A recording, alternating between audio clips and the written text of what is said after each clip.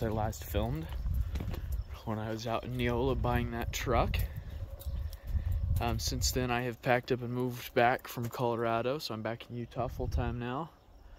Got the truck here, paid some guys to ship it out for me. Haven't really had a chance to work on it all yet. The only thing that I did find was the clogged air filter, got that replaced. So we're going to be turning our attention to this today though. This is my 1979 Ford Econoline 150. I've got to get it up and running because that is my window washing van. And now that I'm back in Utah, I'm back in business. And I've got to have this thing up and running before next Monday. It's Wednesday. I've got my first appointment on Monday. So, first things first, I've got to run to the gas station and get a couple of gallons of fuel for it. And then we've got to get the weed trimmer out and go to town on all this grass. Managed to squeeze it in here last fall, October, and it ran like a champ when I parked it here, so hopefully one winter didn't do too bad to it. I got it all winterized, got all the fuel out of it, blew the lines clean, put mouse traps in it, tarp under it, tarp over it.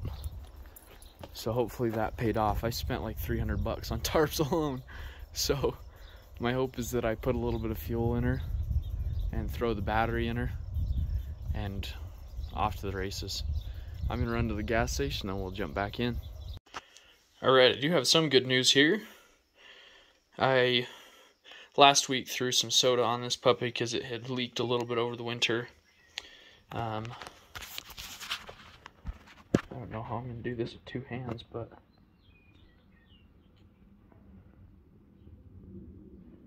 threw it on the charger, got almost 13 volts. So I don't have to buy another battery. I'll just clean the top off of that, call it good.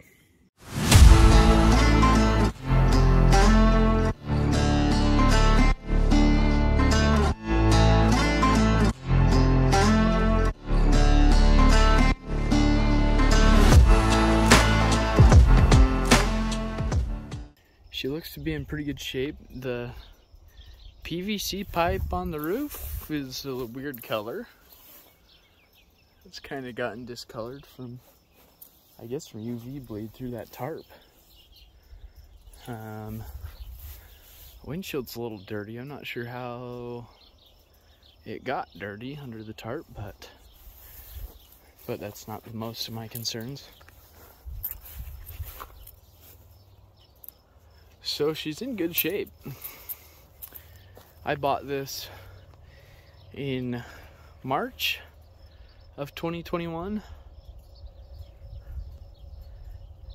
And there's a video on the YouTubes that I posted back then of me revving it up. I need to hire a cameraman.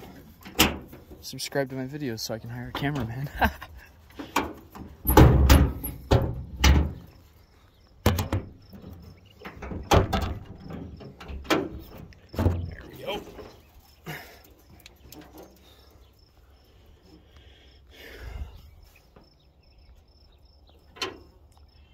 When I bought it, it had been sitting for 7 or 8 years. And it needed the usual stuff. I put a fuel pump in it and some fuel lines in it and emptied the tank and rebuilt the carburetor. Got it all cleaned up. I put a bag over it this winter so that mice wouldn't get in there and have babies. Put a couple of mice traps in it.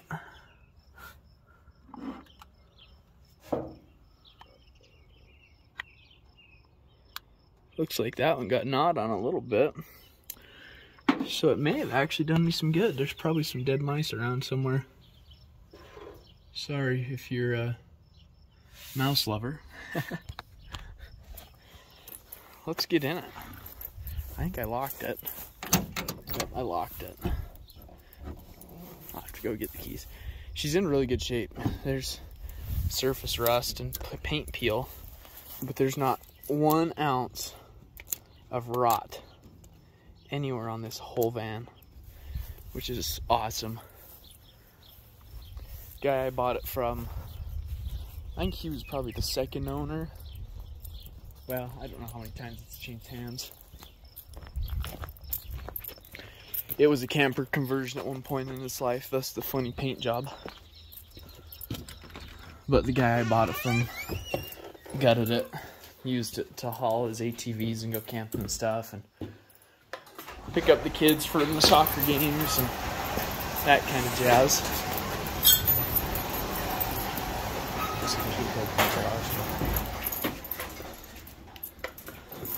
But he stopped using it. It sat for 7 or 8 years. I bought it for less than 800 bucks, I think. It was a pretty good deal. And definitely the best one I could find. And I was looking for a work truck and thought, well, what if I buy a work van? That'll save me some money, and it did. So I put tires on it, built a rack in there for all my equipment,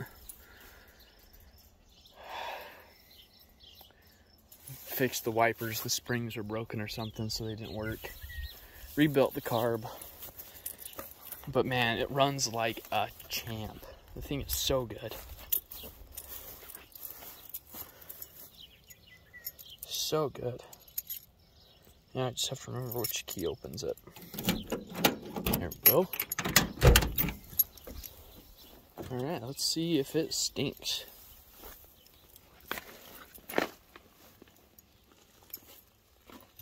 Smells just like I left it. Here's an interesting thing though. That bait is munched. There was plenty of mice in here. I'm glad I put the traps in there, or the poison. Now I just have to... There's probably a dead mouse somewhere in here now, though. Got a couple of things stored in here. Filing cabinet. So, we're gonna go get a battery cleaned up, thrown in it. Get the carburetor unmasked. And then we're gonna get us some 2-stroke gas to put down the throat. You clean that up. That probably ate me. Rubber up. My battery tie down.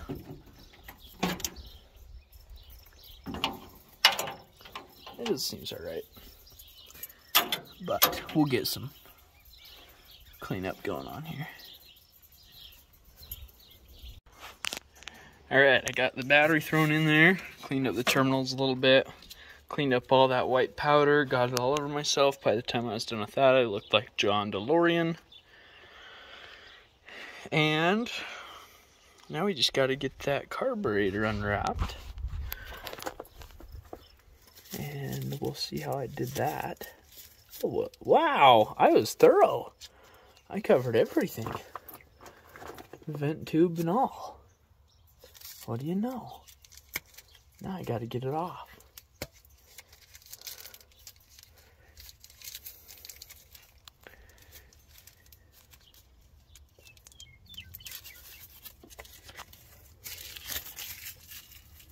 Stick that in our pocket here.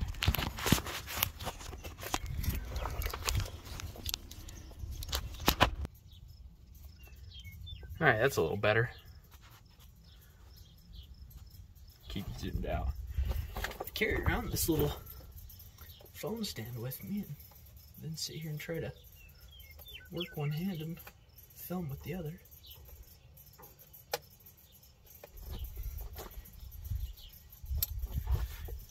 I have to break out the old Smith & Wesson knife. No need to screw around untying knots and string that costs nothing. I need to get my knife sharpened, I guess. That's pretty pathetic. It's like Christmas. Unwrapped. Present to myself. No mouse turds in it. Nothing. Let's get in there.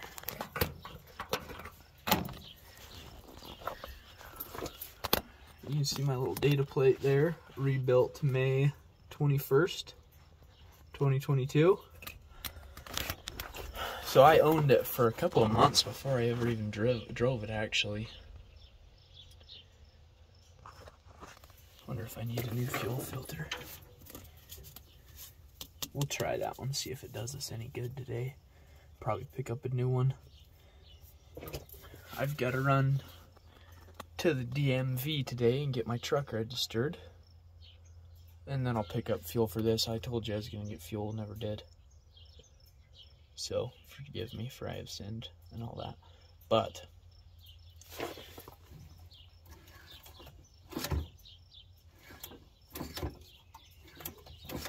hopefully this thing fires right up. It's got a little 2-barrel Ford 302 V8 5.0. Supposedly was rebuilt within the last 10,000 miles. I believe it. I guess the story that I was told is that Ford, in their great wisdom and what have you, built this engine with plastic timing gears or some sort of poly. These are urethane or something like that. I don't know exactly what. But of course, before the truck was even close to 100,000 miles, they gave up the ghost. So, it's my understanding from the previous owner that this was rebuilt with real metal parts. And I don't have any reason not to believe him, so I'm going to believe him. And one day, if it comes to light that he was lying to me, well, didn't hurt me none.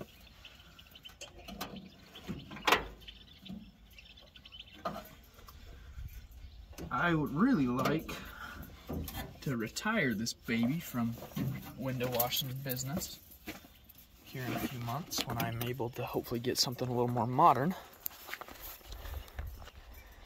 And put a big block in it. Drop a 460 in there. Make it a hot rod. Give it some side pipes. Get the tires a little smoky, you know. But I've also thought about 4x4 swapping it. It shouldn't be too hard, I don't think. Get some parts out of a 70s Ford truck and throw them in there. Yep, 1979.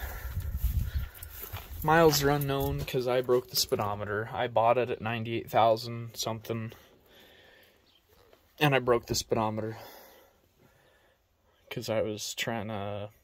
What was I trying to do? Oh, I was having issues with one of the gauges. I think the temp gauge wasn't reading right. I was trying to get back there to fiddle with it and broke the speedo out of the casing. So there's no speedometer. And I don't really care. I just use Google Maps to tell me my speed.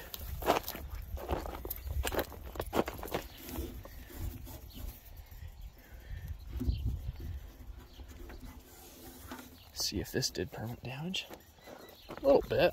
It's not perfectly straight now, but it's there. Nothing I'm gonna lose sleep over. Well, that's unwrapped now.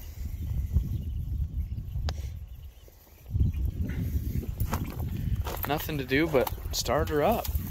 So I'm gonna go find some 2-stroke and something to put it in with, and we'll see what damage we can do. There's the last of the traps here at the back of the van, and that one was munched on. Engine starting fluid, bottle of water.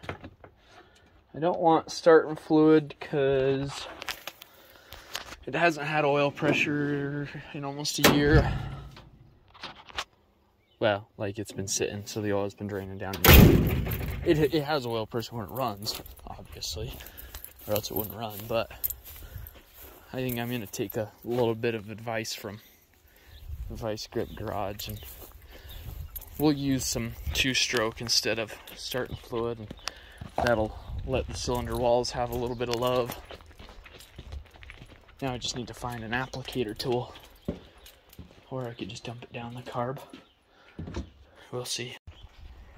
Alright, well, I scored big time. Found a applicator bottle, just what I wanted. One that's been hanging out in the kitchen for probably darn near 10 years. So what I'm going to do is just go ahead and fill up the float bowls with my handy dandy applicator. I just got to remember if it's the middle one or the side ones.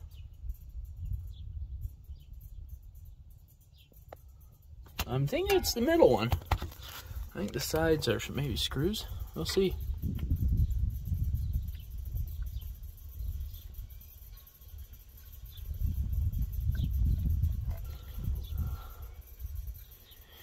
You know what we could do is get in and open the doghouse up. But if I can avoid that, I will. I don't really like getting in there. Let's see if we've got primaries. Alright, I had to take you off zoom out because they won't let me use the wide lens with the flashlight on. And that's what I need to fill up, so it is the 2. So I don't have anything. I think that probably just poured straight down into the gullet of the machine.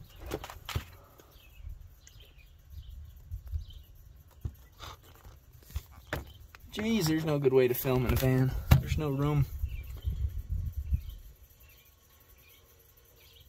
Can't get the bottle up high enough to just go straight down either. There are nice things about trucks.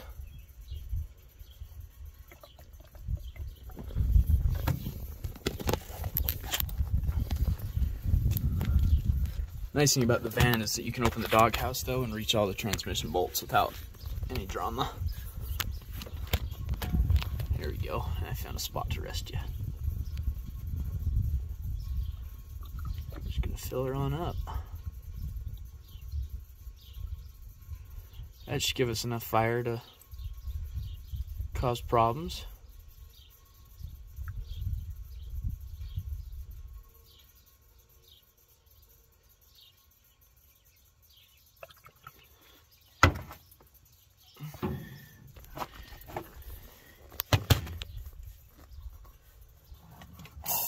Oh yeah, now we've got squirt. Okay, we're good. So, I'm gonna set you up right here to watch. Let me know if it catches on fire, will you?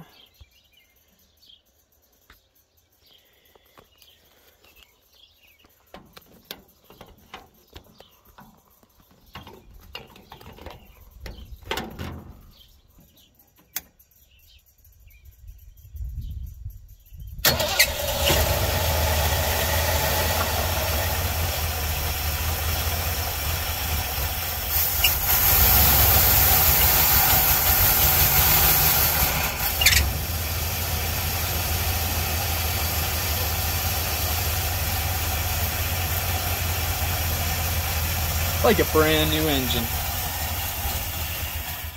And we're out of fuel. Wow. That's easy. That's why you take your time when you put stuff away. Makes your life a lot easier when it comes time to get it back out. Didn't even hesitate. Fired right up. Chugged a little bit while I was figuring out if it was choked or not or whatever it was doing. But man, that was good. Let's do it one more time. I didn't look to see if I had oil pressure. I'm sure I did. So I always did before, but let's do it again.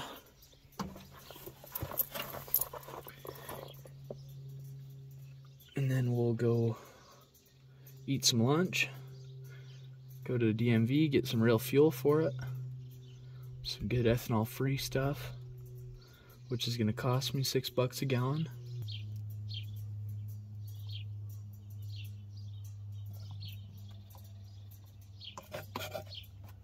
All right, that should do the trick. We'll let it run for a second. You've already seen this stuff. I'm gonna bring it in.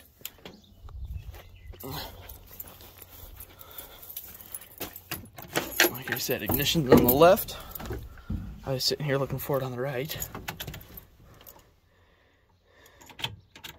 Gauges don't do anything when I turn them on. I'm pretty sure the voltmeter works. Temp works. Speedo doesn't.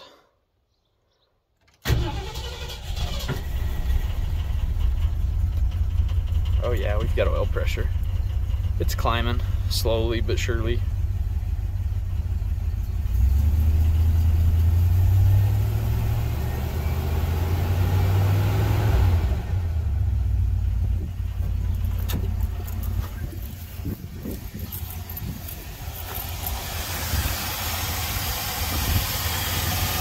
Like a dream.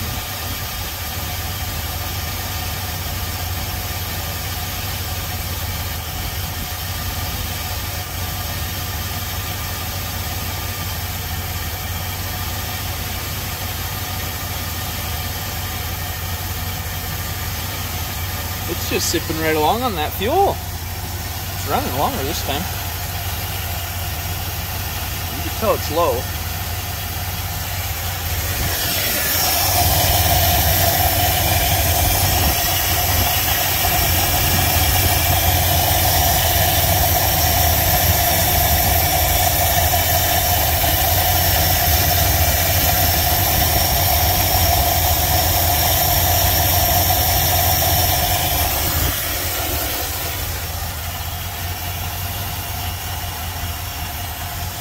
Well, I'm happy with it. I replaced the heater core, I replaced the belts, thermostat. I haven't ever touched anything with the ignition.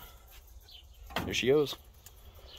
Put like an air filter in it, you know, just basic stuff. Oh, the fuel filler neck was dry rotted. And I couldn't find a stock replacement, so I just kind of cobbled together, honestly, probably some radiator hoses. It may not have been, it may have been. I went to Napa and they sold me just some ones that we thought were close, and I cobbled it together. So one day I'd like to get a parts van so that I can cut some metal out and get rid of those windows because they don't seal. Get rid of those windows and put like something a little bit skinnier and longer in there. But I need some metal to fill that hole first, and I want to just cut it out of an old one, a donor. And then I would get like door seals and crap out of that. It doesn't have any door seals. I put foam in, just cheap household door foam to keep the windows from rattling, keep the water out. But hey, she's pretty good. I'm gonna take a break and go get some lunch, go get some fuel.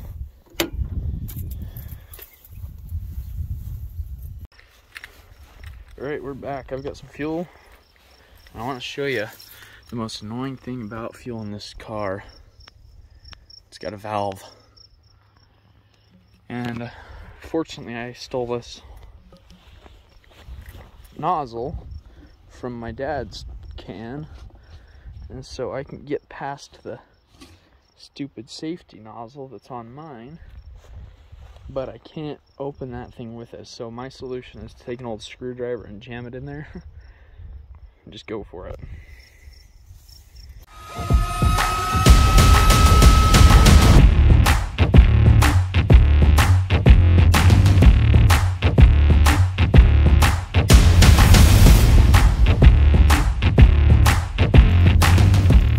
Okay, call me a genius, but I solved this problem. That's the way to fill float bowls.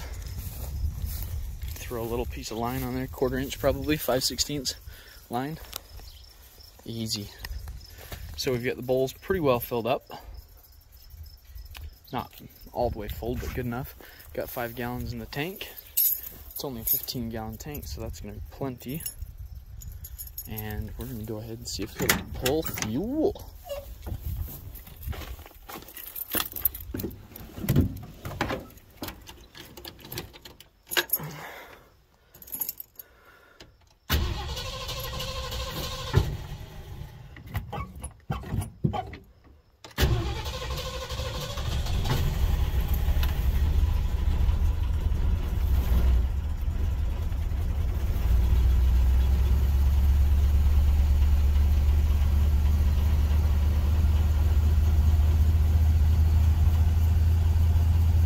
Good oil pressure,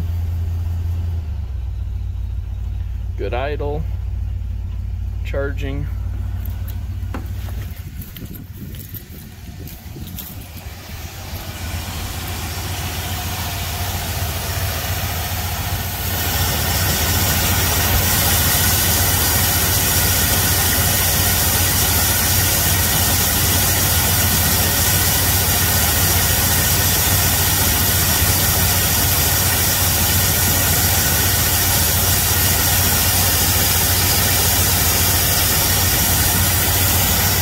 On fuel.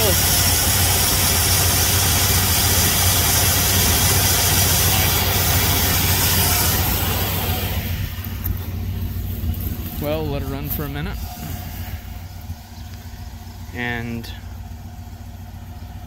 then back around out of here. Have to figure out how to get out off the tarp. I don't remember how I got in exactly. I know I have to back up and fold the tarp and pull forward and do this and that and the other, so we'll see how I do it.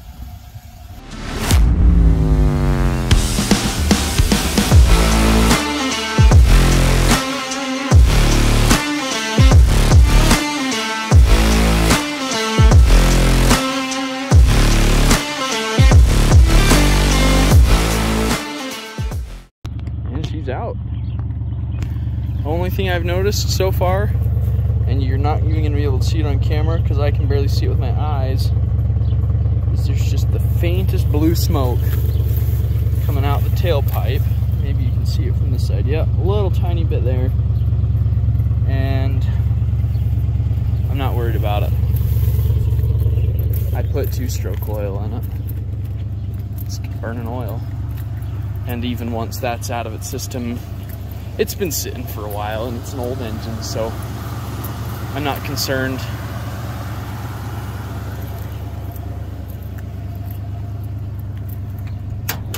That's really about it. It's low drama, reliable old rig.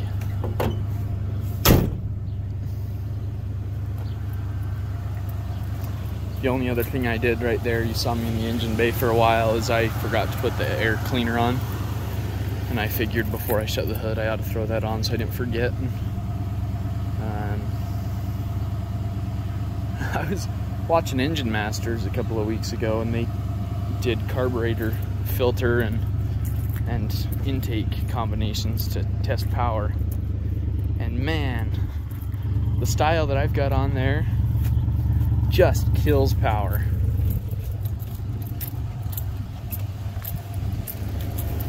It's just kind of a classic truck emissions thing, but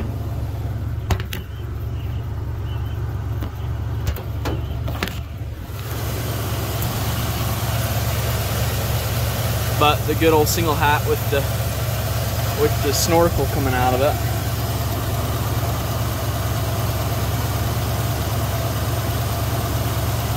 We may one of these days try flipping the lid on it. See if that does any good. But there she is, and she's ready to go to work on Monday. I've got license and registration all sorted out, and yeah. Thanks for watching.